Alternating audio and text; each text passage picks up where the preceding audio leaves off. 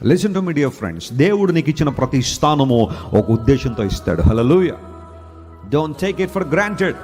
దేవుడు నీకు ఇచ్చిన చదువు, దేవుడు నీకు ఇచ్చిన స్థానము, దేవుడు నీకు ఇచ్చిన cadre, status, whatever it is, God has given you with a purpose.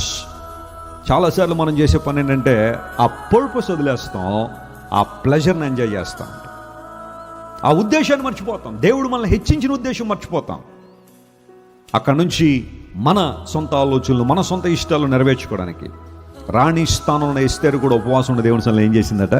ప్రార్థన చేసింది. దేవుడు మొర్దెకే ప్రార్థన, ఎస్తేరు ప్రార్థన, దేవుని బిడ్డల ప్రార్థన విన్నాడా లేదా?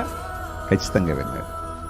ఏ ఉరికంబం అయితే దేవుని ప్రజలను చంపడానికి సిద్ధపరచబడిందో అదే ఉరికంబం మీద ఒకరోజున ఎవరెక్కేశారు?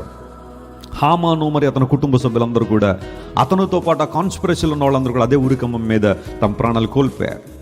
దేవుడు ఒక్క రాత్రిలో ఏం చేశాడు చెప్పండి? అద్భుతం.